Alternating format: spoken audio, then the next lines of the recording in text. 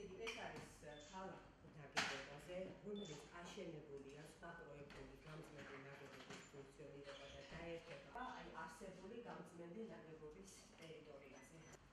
სამხრეთს რაც შეეხება სამხრეთის გაფართოება. ფინანსებელი გახლავთ აზიის განვითარების ბანკი, რომელიც ტრანშების მიხედვით არის გადანაწილებული. ხოჩი ძალიან დიდი პრობლემაა კანალიზაციის.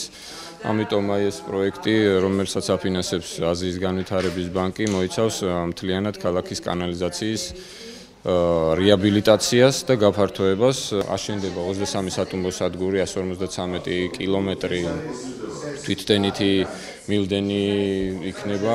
თავისთავად წნევიანი მილდენები. სამხრეთი მხარე ფოთისა ჩავა უკვე აშენებულ გამწმენდ ნაგებობაში, რომელიც უკვე მუშაობს, ხოლო ჩრდილოეთი მხარისთვის აშენდება ახალი გამწმენდი ნაგებობა. ეს გამწმენდი ნაგებობა ისევე როგორც მექანიკური გამწმენდი ექნება აგრეთვე ბიოლოგიური გამწმენდით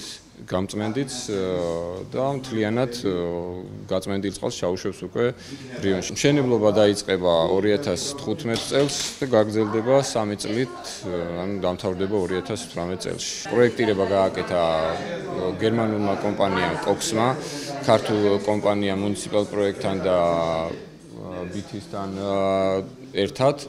აფინანსებს რა თქმა უნდა აზიის განვითარების ბანკი, ხოლო დამკვეთი არის გაერთიანებული წყლის კომპანია. Inga, აპარატი რა აზიის განვითარების ბანკის.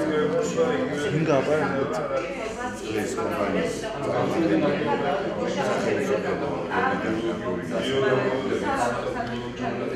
ჩართული არიან იმ პროექტში, რომელსაც საგანმანათლებლო რეაბილიტაცია შეიძლება.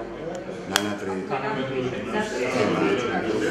და წლების მანძილზე ეს პრობლემა ჩვენ ქალაქის სახელმწიფოსთვის და 15 წლიდან წარმოადგენდება ჩვენ ამისთან უკვე დაფინანსება პრაქტიკულად მოძიებულია და ტრანშზე ხელი აღწერილი, ხოლო და მხოლოდ დარჩა დოკუმენტაციის შედგენა და პროექტირების შემდგომ 15 წლიდან მშენებლობის დაწყება.